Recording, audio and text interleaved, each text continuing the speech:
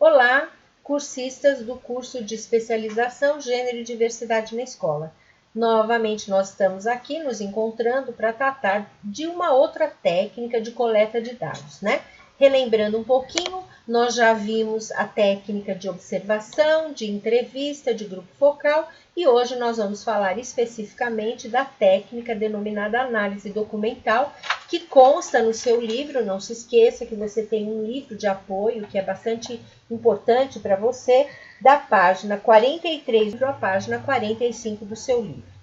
Bem, a primeira coisa que é importante esclarecer para vocês é que a análise documental, ela tem como, essa técnica de coleta de dados, ela tem como objetivo exatamente isso, coletar dados sobre um determinado tema.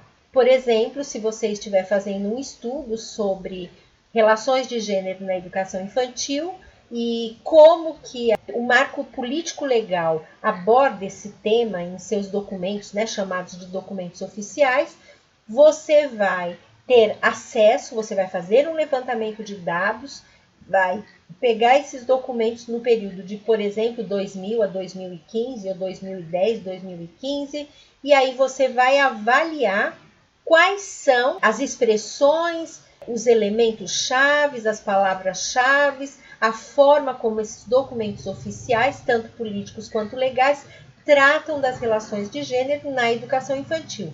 Talvez você se surpreenda que no período inicial de 2000 a 2005, muito pouco tenha se falado. E posteriormente, isso começa a aparecer, né? Esse tema começa a aparecer com bastante frequência.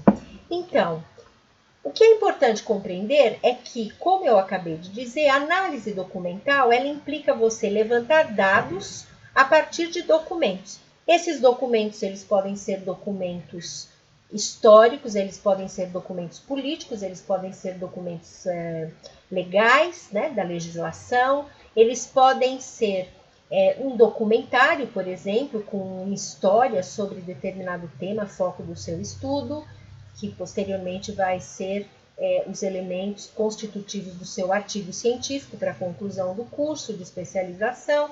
Eles podem ser fotografias, por exemplo, né? Você pode olhar fotografias ou textos de jornal, enfim, qualquer documento que ofereça a você elementos suficientes para você poder tratar de um tema específico que é, como nós já vimos anteriormente, constitutivo de um problema, né? Vamos chamar assim, um problema de pesquisa. Bem, a partir do seu livro, você vai compreender que a análise documental, ela é diferente do que é chamado de referencial teórico, que é construído para qualquer tipo de produção científica. Não existe produção científica no vácuo teórico. Então, sempre que nós vamos fazer um estudo sobre qualquer tema, seja educacional, seja no campo da sociologia, da filosofia, nós sempre temos que circunscrever este problema ou este fenômeno sob investigação num contexto teórico. Então, para isso que nós vamos buscar os autores importantes que tratam sobre aquele tema, muitas vezes clássicos, né, da literatura. Nós, na filosofia, isso é muito comum, enfim, em todos os campos, na sociologia é muito comum e na educação também não é diferente. Então, para isso, você vai aprender determinados elementos teóricos e vai constituir um capítulo, ou no caso de um artigo, você vai referenciar o contexto teórico do fenômeno do seu interesse, o foco da sua investigação no campo, ou neste caso teórica. Você vai referenciar teoricamente, vai tratar desse assunto de acordo com o que os autores falam, né? Falam com a comunidade científica, como nós costumamos dizer. Como é que a comunidade científica hoje se posiciona frente a este fenômeno?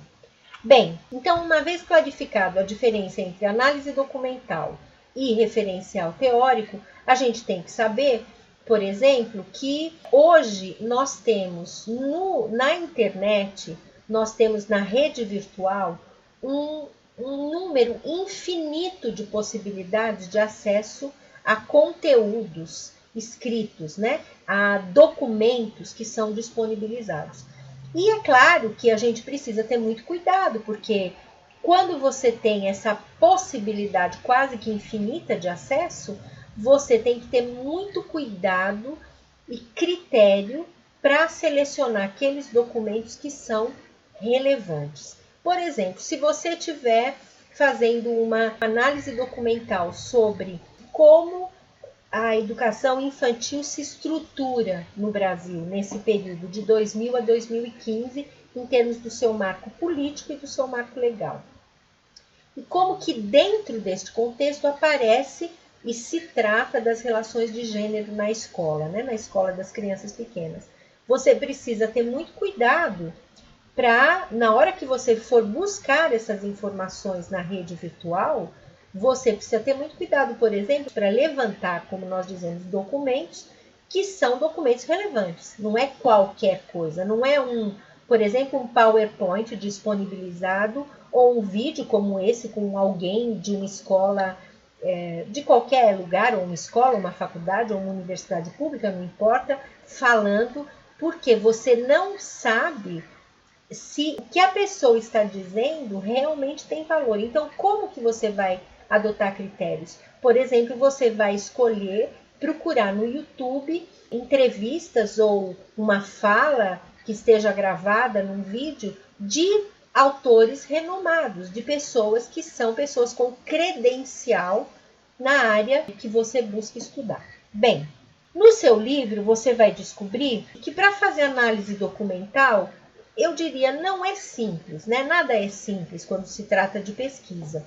Mas você precisa, como em todas as outras técnicas aprendidas, você precisa criar um método. Neste caso, é um método de análise do documento, do conteúdo do documento.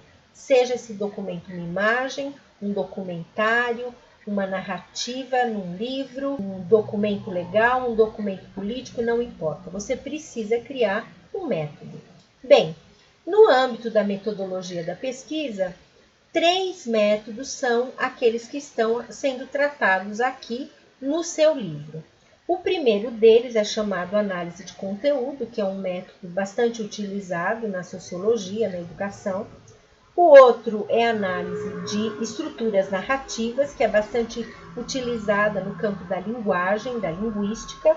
E um terceiro, que é chamado análise etnográfica, que é bastante utilizada no campo da sociologia, da antropologia.